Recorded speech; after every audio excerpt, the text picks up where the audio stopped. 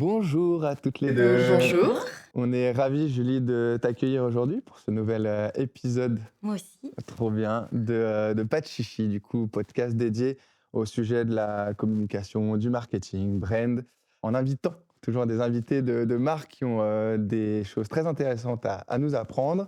Et du coup, épisode un peu spécial, parce que normalement, à ma place ici, c'est Harold qui est notre CEO, qui a une petite excuse pour ne pas être présent aujourd'hui parce qu'il est devenu papa cette nuit.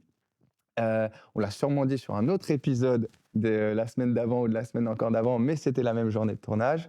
Et du coup, je le remplace au pied levé. Je suis Guillaume, CMO associé de Com. Et du coup, podcast co-animé avec Aude, qui est notre directrice agence et donc qui s'occupe nos petits oignons de nos clients sur les sujets strat et avec toute l'équipe évidemment derrière.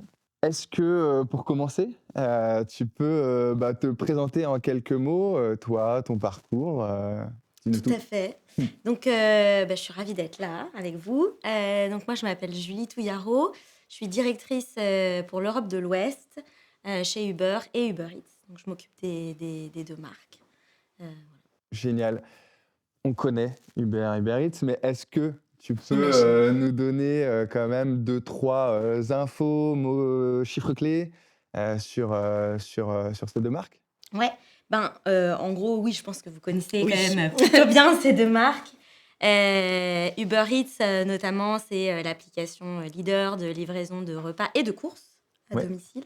On est présent aujourd'hui sur Uber Eats dans 360 agglomérations.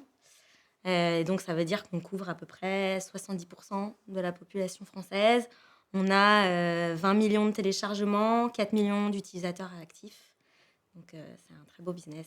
Vous couvrez beaucoup le territoire français. Je ne Et pensais pas oui, que c'était et dans oui, autant d'agglomérations, et du coup. oui, Ok, et oui. ok. Bon, on aura l'occasion d'en discuter. Aujourd'hui, on va se prendre du temps pour parler, pour le coup, un peu de la stratégie de marque derrière le succès d'Uber Eats. On va vraiment se focaliser aujourd'hui sur Uber Eats en Europe et un peu plus particulièrement en France, parce que forcément, c'est ce qui nous concerne un peu plus. Donc, évidemment, qui de mieux placé que toi pour venir nous en parler. Est-ce que tu es chez Uber depuis 9 ans. 9 ans maintenant, Ouais, donc ça ouais. fait un petit moment. Est-ce que tu peux nous dire, voilà, quand toi, tu es arrivé, donc déjà, c'était à quel poste Dans du quel coup, contexte? quel contexte? Parce que du coup, ça faisait un an que Uber était... Ça faisait Enfin, un peu plus, ok. mais en gros, quand je suis arrivée, donc je suis arrivée en marketing Ouais. en France. Et je faisais du marketing, mais honnêtement, je faisais aussi beaucoup d'autres trucs à l'époque. C'était l'esprit très start-up, donc Ouais. je faisais des partenariats, du CRM, je faisais du support client, Ok. je faisais Tout. vraiment un peu tout. C'est pour ça que j'étais Ouais, en venue mode chercher start-up, vraiment vraiment, ouais. une expérience entrepreneuriale et c'était pour ça que j'avais rejoint l'entreprise à l'époque. Et j'ai eu la chance, du coup, de me développer et de grandir au fur et à mesure que la marque s'est développée. Donc, il y a eu Uber Eats qui s'est rajouté dans le scope, et puis d'autres pays. Et puis voilà, aujourd'hui, j'ai la chance d'avoir ce rôle sur 5 marchés qui sont les 5 plus gros marchés, enfin, un des 5 plus gros marchés en Europe. Et voilà, et ça a été une expérience incroyable. Trop bien. Donc, tu étais là quand Uber Eats s'est lancé en France, Ouais, en Europe, tout en à fait. France. Ouais, Ok. ouais. Tu peux nous donner le contexte de La comment ça se concurrence. lance, Ouais, quelle concurrence à ce moment-là, ouais. et du coup, comment vous faites? Vous vous dites, voilà, on va sortir du lot, Ouais. il y a une marque qui est déjà là. Comment, Ouais. voilà, tu nous donnes Je un peu le pense que contexte.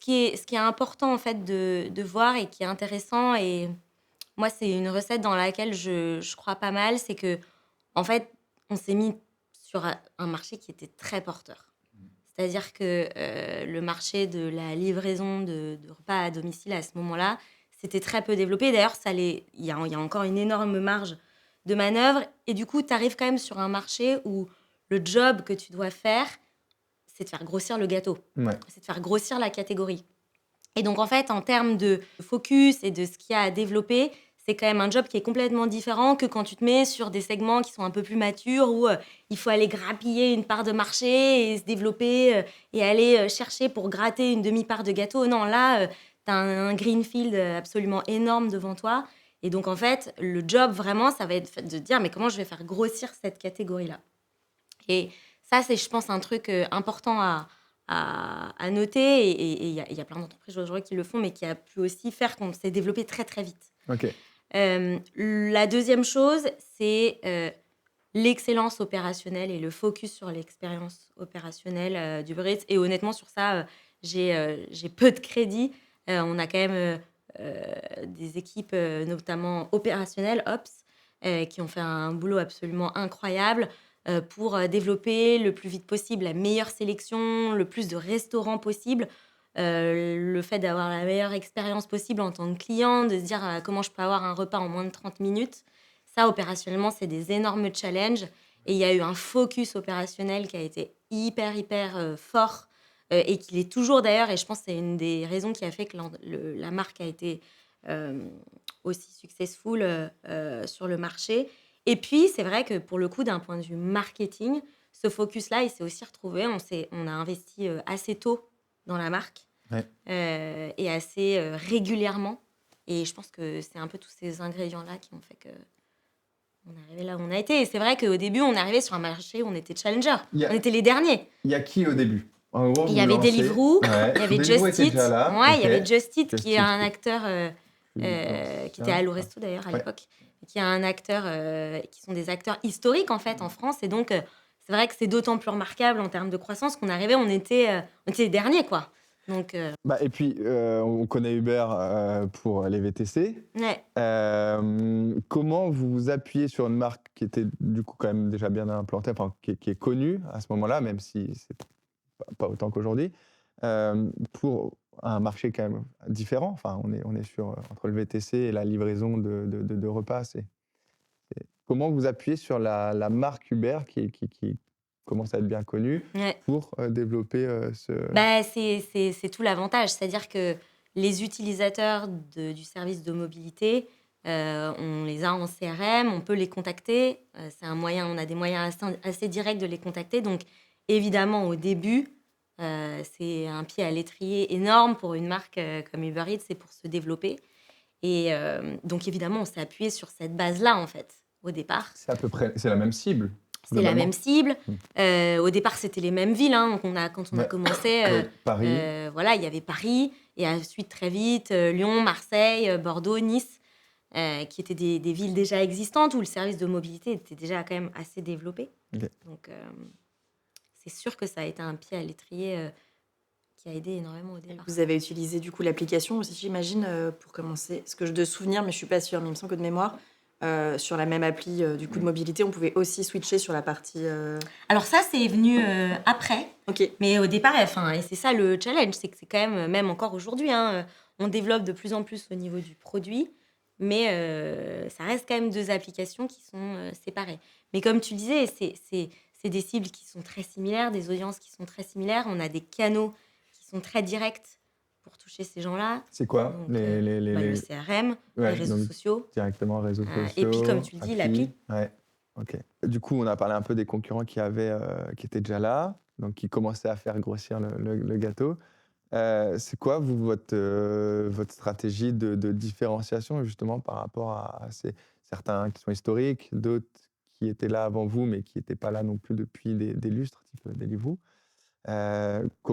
C'est quoi votre positionnement par rapport à ces concurrents? Bah, je pense qu'il y a plusieurs choses. Encore une fois, je pense d'un point de vue business, le focus sur l'excellence opérationnelle, l'excellence dans les opérations, ça se traduit en fait directement sur une qualité de service pour les clients qui est super bonne, quoi. De se dire, en fait, je sais que je vais avoir mon plat en moins de C'est 30 fiable. minutes, c'est fiable, je sais que je vais trouver les restos que je préfère. Ça, c'est quand même, je pense, la base Ouais. du succès. L'expérience client. C'est l'expérience opérationnelle. Je pense que ça a été la base du succès. La deuxième chose, c'est qu'on s'est développé quand même très, très vite géographiquement. Donc, il y a eu une expansion géographique Ok. qui a été très, très vite et je pense qu'elle a été plus rapide aussi que les autres. Et d'un point de vue de la marque, ce que je te disais, on a investi assez tôt, en fait. On a compris assez vite que la marque, elle avait un rôle énorme, en fait, à jouer dans le développement et dans la croissance de ce business-là. C'est quoi les premières actions justement, celles qui, peut-être ont été les plus marquantes, sur les premiers moments, Ouais. les plus efficaces aussi? Ouais. On a très vite investi à 360 sur Ouais, franchement tous les channels, à la fois offline, online, évidemment, beaucoup en digital et aussi assez vite, en fait, on s'est mis sur le sponsoring, sur le foot, qui a été, très tôt, hein, à partir de 2019, OK. un pilier, fondamental de la strat. Ça l'est toujours aujourd'hui. Heu, on a investi, on est devenu, sponsor maillot de l'OM, si vous vous Ouais, souvenez donc ça a peut-être. commencé par, Ça a Marseille? commencé par Marseille. Assez vite aussi, on est devenu, Neymar de la Ligue 1. OK, ça c'était? Ça, c'était, en 2019 aussi. OK, Et ensuite, après, on s'est développé et ça, c'est arrivé plus tard en 2022. On est devenu, sponsor, de l'équipe, nationale de ouais. football. Donc on a travaillé, le sponsoring, sur la Fédération française de foot. Donc on a vraiment ce pilier autour du foot qui est devenu, très vite, en fait, un pilier fondamental de la strat et qui a joué. Qui Alors, a je suis joué curieuse, certainement. comment vous mesurez du coup, quel KPI vous mettez en face pour le sponsoring Ouais. enfin, pour mesurer le succès un petit peu de ce partenariat? Ouais. En fait, sur le sponsor, déjà, l'objectif, en fait, on était quand même sur un objectif de ce que je te disais, de faire grossir le gâteau. Donc, faire grossir le gâteau, c'est-à-dire aller chercher des nouveaux usages, aller chercher des nouvelles audiences et augmenter la notoriété de la marque.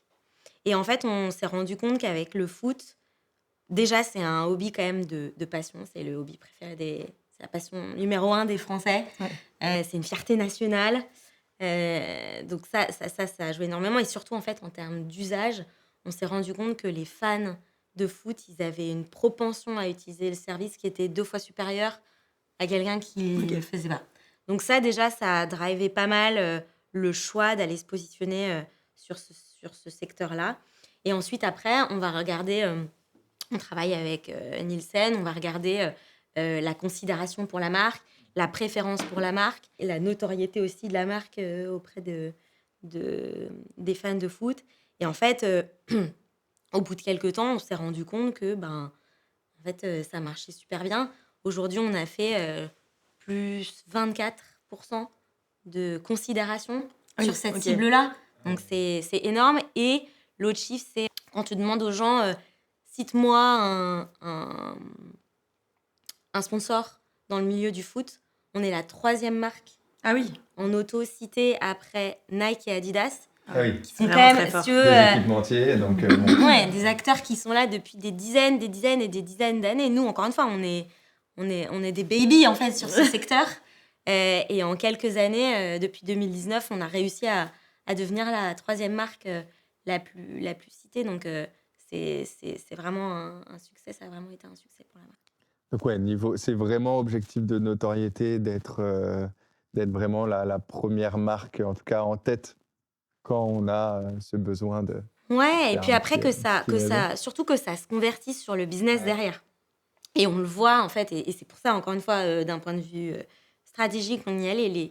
Les moments de consommation, quand tu regardes ton match de foot le dimanche soir ou pendant une Coupe du Monde, c'est assez naturel, en fait, de De se commander. de commander la livraison parce que tu vas pas t'amuser à descendre, à aller chercher des trucs alors que tu peux rater un but Ouais. à n'importe quel moment. Donc, C'est vrai qu'en termes de communication, c'est hyper distinctif. Du coup, par exemple, par rapport à un Deliveroo ou un Just Eat, j'imagine, Ouais. c'est une prise de parole différenciante. Est-ce Oui. qu'il y en a d'autres?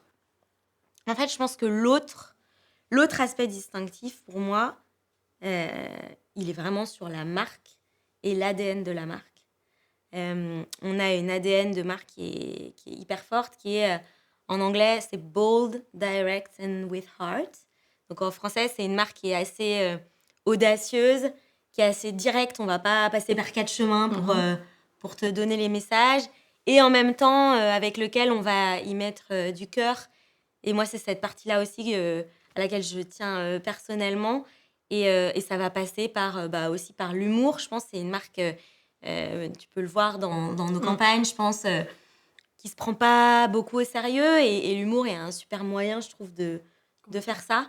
Et donc, il y a ces 3 ingrédients-là, en fait, qui sont vraiment dans l'ADN de fond de la marque et qui ont permis, je pense, sincèrement, de se différencier du reste. du marché. Je souhaite totalement le côté humour, en tout cas légèreté, ne pas se prendre au sérieux. Ouais. Surtout que avec votre secteur d'activité, vous pouvez tout particulièrement vous le permettre parce qu'on est quand même, enfin, on est sur un sujet où on peut, avec une cible aussi, où on peut se le permettre. Ouais, Surtout si on a une expérience, voilà, une qualité opérationnelle derrière ouais, qui assure. ouais, Et c'est vrai sur vos campagnes, et notamment enfin, que j'ai en tête télé, ouais, il y a une touche Uber Eats, ouais, il y a ce côté justement légèreté très sympa. ouais.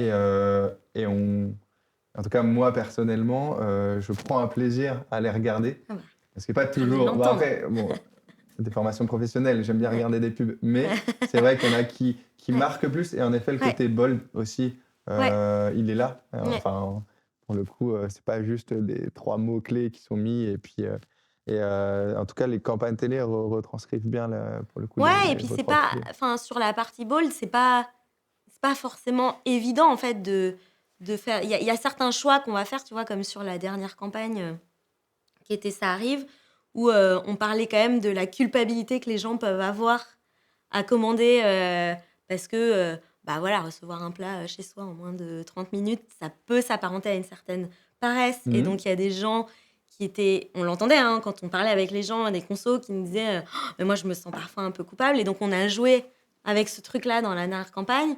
C'était pas évident. Enfin, il y avait un peu, si tu veux, la première fois que j'ai vu le conseil, j'étais on n'y va pas, t'es pas forcément L'insight est bon, je hyper. trouve. Ouais. Mais c'est un vrai insight et donc il faut y aller et je pense il faut être OK en fait avec ça et justement être audacieux et se dire que ben oui, en fait, c'est la réalité des gens et il faut se déculpabiliser et dire aux gens mais c'est OK en fait. Enfin, oui, c'est OK de commander, c'est pas grave si t'es pas toujours au top du top et que t'as pas le courage d'aller faire tes courses quoi. Je trouve ça hyper fort pour une marque Euh, parce que beaucoup d'annonceurs, enfin, on le voit chez Com, on adore aussi miser sur l'humour. Souvent, on prend des partis pris qui sont un peu de ce type-là. Par exemple, on va aller vers un insight qui prône un aspect un peu négatif ou qui pourrait s'apparenter à quelque chose de négatif. Et on voit que Ouais. forcément, les annonceurs sont un peu frileux à y aller en disant mais non, mais Ouais. on veut rester sur quelque chose de très positif. Mais non, en fait, c'est une réalité conso. Ouais. Et je trouve que cette audace-là, justement, jouons là-dessus. Ouais. Les gens se reconnaissent là-dedans. Exactement. Parfois, il faut prendre le risque et du coup, les retombées, j'imagine, sont bonnes. Ouais. Bah oui, on a eu des super résultats avec cette campagne. C'était cross-canal. Ouais, c'était une campagne qu'on a faite en digital, en social, en télé, en affichage. Donc, ouais. À partir du moment où justement ça vient du conso, enfin vraiment on vient. Ouais. Du coup, c'est Complètement. parti d'où? C'est parti d'un. Alors, moi, j'adore ça. C'est parti d'écouter les gens, en fait. Ouais. C'est Mais parti vous avez fait de des ateliers focus group. spécifiques ou Ouais. c'est. Ouais, ok. On fait des. Et moi, c'est un truc dans lequel je crois énormément. C'est quand on est marketeur, je dis toujours ça, il faut être un peu anthropologue en même temps. Mm. Il faut s'intéresser aux gens, il faut s'intéresser à ce que les gens pensent, il faut s'intéresser à ce qu'ils ont au fond du cœur, ce qu'ils ont au fond d'eux, ce qui les torture, ce qui les intéresse. Et c'est comme ça que tu trouves les vrais insights, en fait. C'est Ouais. pas en allant regarder des livres hyper théoriques sur le marketing. Et aller chercher vraiment la vraie vérité, aller tirer les verres du nez des consos qui, justement, parfois, dans un focus group, vont donner des réponses, en tout cas les premières, on va dire, assez classiques, etc. Et quand on vient un peu creuser, justement, Exactement. ouais, c'est vrai que des fois, je me Exactement. sens un peu coupable parce que je pose mes fesses sur Exactement. le canapé et puis ça vient à ma porte, etc. Ça. Mais ça vient pas tout de suite, généralement. Oui, Il faut bah, aller c'est vraiment ça. creuser. Et Mais c'est là pourquoi où Mais ça devient pourquoi Mais intéressant. pourquoi On a un insight excellent. Et c'est là où je Exactement. pense qu'on peut d'autant plus prendre le risque, qui au final, pas tant un risque, parce que justement, on est allé chercher on va dire, l'insight commun, en tout cas, qui correspond à beaucoup de vos clients, je pense. Et ce qui peut s'apparenter à un risque, au final, c'est quand même vachement calculé parce que, enfin, c'est quand même des retours Oui. conso. Et on vient leur parler, en fait, Mm. avec leurs mots, avec leurs ressentis, etc. Ouais. Et donc, c'est ce qu'on aime beaucoup faire aussi chez Com, c'est en fait baser les campagnes de nos clients sur l'audience et pas sur les goûts personnels de nos clients.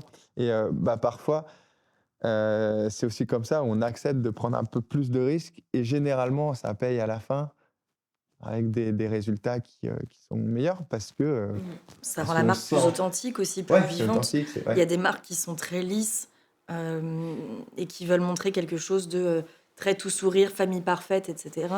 Alors que justement, les marques dans lesquelles on se reconnaît plus, c'est des marques qui nous ressemblent.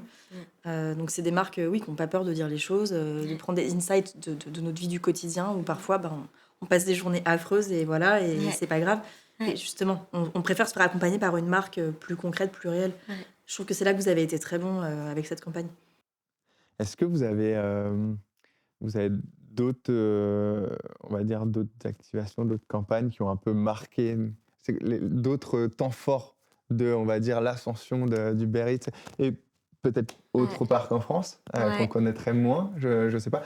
Le sujet des activations, déjà, c'est un sujet qui m'est cher aussi parce que c'est vrai que on n'a pas forcément des résultats incroyables en faisant une campagne traditionnelle TV. En l'occurrence, celle qu'on a faite, elle a super bien marché, etc. Mais c'est vrai que moi, les OP que j'adore, parfois, c'est des activations, c'est des petits hacks que Ouais. tu peux trouver et où au départ, tu penses pas forcément à faire une énorme campagne avec des énormes budgets, etc. Et en fait, tu te rends compte que c'est ça qui va avoir un impact énorme et qui va faire le buzz et qui va avoir des résultats business. Il y a un des trucs qu'on avait fait, c'était une activation qu'on avait fait autour des push notifications. En fait, alors si vous utilisez le service, quand même, on envoie pas mal de push notifications. Une fois que tu as fait ta commande, tu as un push de votre commande est en cours de Ouais. préparation, votre commande est en cours de livraison, votre coursier arrive, votre coursier est à la porte, etc. Donc, tu as quand même ton Ton téléphone qui vibre quand même assez souvent et qui est devenu un truc que les consos quand même connaissent bien. Et on a joué en fait avec ce truc-là en se disant mais tiens, mais ce serait marrant. En fait, on cherchait. L'objectif, c'était. On avait lancé il n'y a pas très longtemps notre service de livraison de courses. Mm. Et on cherchait à faire un peu de buzz autour de ça. Et on s'est dit tiens, mais c'est marrant. Si on utilisait les push notifs sur d'autres pubs qui ne sont pas les nôtres. Et donc, on s'est dit, on va prendre le tunnel. On a bossé ça avec notre agence Buzzman. On a pris le tunnel de pub du dimanche soir. Donc, il y avait Célio, Oasis, Extrême, Free, etc. Et on a hacké les pubs. Donc, c'est-à-dire, c'était les pubs normales qui passaient à la télévision ce dimanche-là. Et on a mis des push notifications en disant ah bah tiens, c'était une pub Extrême. Est-ce que vous saviez que les pubs qu'on livrait, les glaces extrêmes sur Uber Eats. Pareil pour Célio avec des jeans, etc.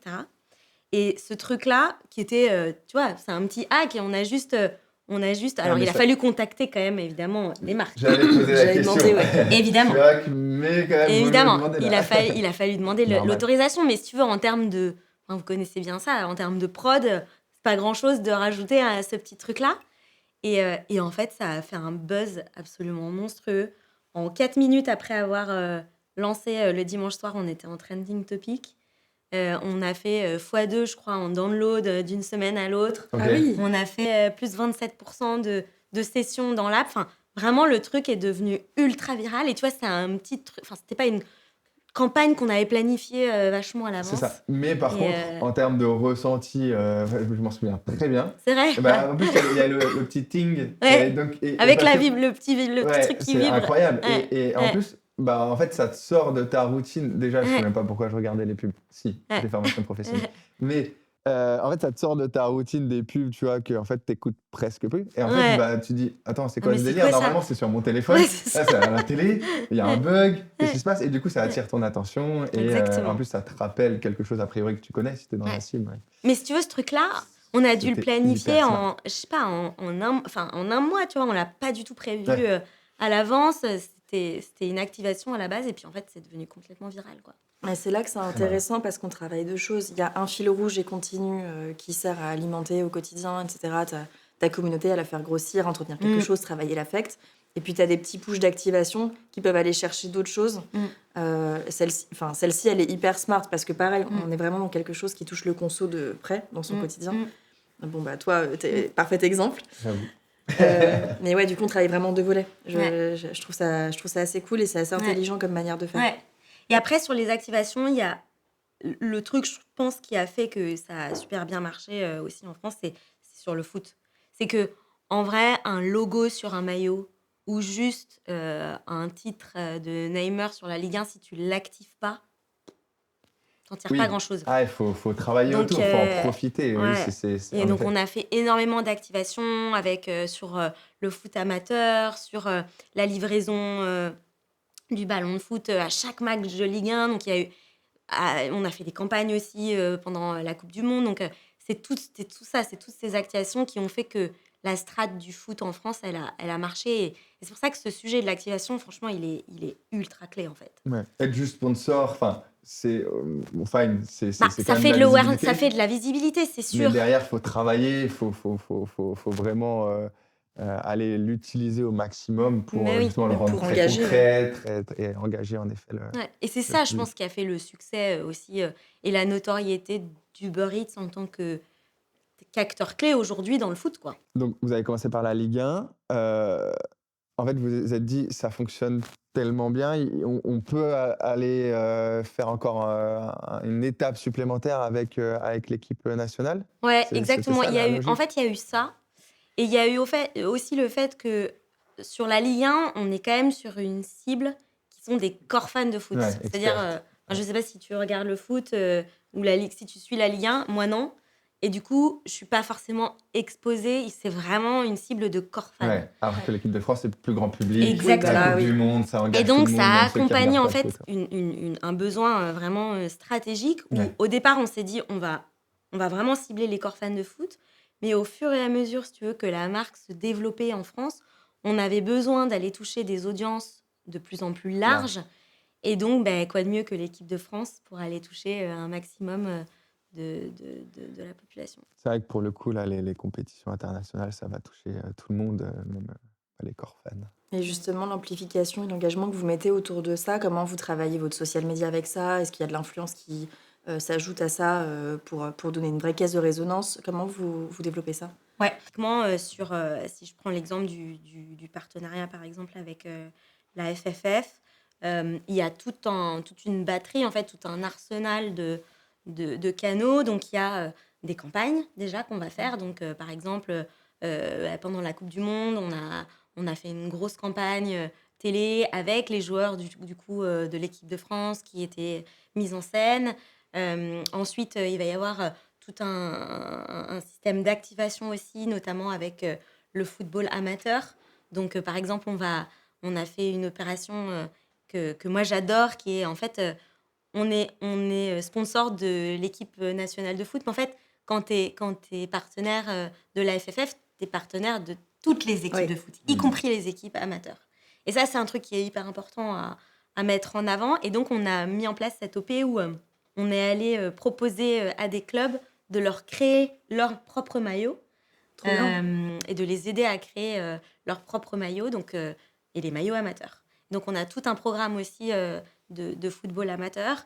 On a évidemment plein d'activations qu'on fait en social media, etc., notamment sur le deliverable avec la Ligue 1. Donc, on développe vraiment tous les canaux possibles à 360 pour l'activer au mieux, quoi.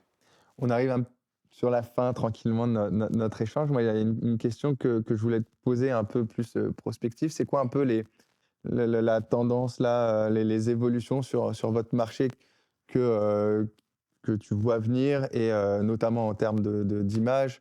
Je ne sais pas si vous êtes leader, ou en tout cas, comment tu gardes, qu'est-ce que vous avez prévu pour garder votre place quand même de leader, ou en tout cas co-leader sur le marché français, européen. C'est quoi l'avenir dans les mois, années à venir, Mais les je pense défis? que les ingrédients, enfin, la recette, en tout cas selon moi, de la réussite de cette marque, c'est vraiment deux choses. C'est du focus, Mhm. ce que je vous disais tout à l'heure, du focus. Et la deuxième chose, c'est des rockstars. En vrai. Du focus et des rockstars, c'est-à-dire du focus sur l'excellence opérationnelle et continuer, que ce soit à la fois sur les opérations, mais le focus aussi côté marketing, il est clé. C'est-à-dire comment, quand tu développes, tu continues, tu as envie de t'éparpiller et de faire plein de trucs, alors que moi, je crois sincèrement dans le fewer et bigger. Et donc, comment sur les piliers qui marchent, justement, comment tu continues d'investir régulièrement, comment tu continues d'amplifier ce que tu fais, plutôt que d'aller t'éparpiller dans plein de choses. Donc ça, c'est le premier truc, le focus. Et la deuxième chose dans laquelle moi, je crois fondamentalement, c'est les gens, en fait. C'est les gens et avoir des équipes qui sont juste hyper fortes. Et, et c'est un truc sur lequel on met énormément d'attention, de recruter des gens qui sont hyper experts dans chacun, Mhm. dans leur domaine, et d'avoir une équipe vraiment, comme je dis souvent, de rockstar. Et donc, quand tu recrutes, vraiment s'attacher à se dire, mais comment je vais aller trouver des gens qui sont super forts, qui sont plus forts que moi, que je me vois même, pour qui je me vois même travailler un jour, tellement ils sont trop forts, en fait. Et je pense que la clé de la réussite, elle est sur ces deux choses-là. C'est vrai que c'est un sujet qu'on n'aborde pas souvent sur nos différents échanges en termes de recrutement, etc. C'est compliqué, justement, surtout quand on a un standard, critères, j'imagine, assez élevé pour recruter ces rockstars. Hmm. Euh, J'imagine que vous avez une bonne marque employeur. Enfin, en tout cas, je pense que c'est plutôt cool de bosser Ouais, pour Uber Eats. ouais. En ce moment, c'est comment le recrutement ça... En ce moment, je pense que comme quand même beaucoup de boîtes, on est sur un recrutement où on est assez flat Ouais. dans le recrutement des équipes, mais on a quand même plein de postes en Europe et globalement et sur plusieurs marchés qui restent quand même ouverts. Et oui, c'est un focus énorme parce que franchement, moi, le truc que j'ai appris sur ces dernières années d'expérience chez Uber, c'est ça, en fait, la clé du succès. C'est de trouver des gens qui sont hyper engagés, hyper motivés, qui t'inspirent et qui sont hyper experts dans leur sujet. Et une fois que tu as réussi, et qui sont hyper divers aussi dans Mhm. les approches et dans les perspectives qu'ils vont pouvoir t'apporter. Et si tu arrives à créer ça avec cette équipe ces gens qui vont avoir tous chacun leur super pouvoir hyper spécifique, ben, t'es instoppable après. Trop cool.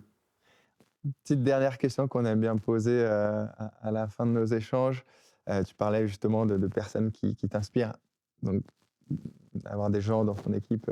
Est-ce que toi, en tant que communicante, tu suis des personnes ou des médias ou des marques vraiment qui t'inspirent, voilà, qui te donnent l'inspiration au quotidien pour ton boulot, pour tes campagnes, pour Uber Eats?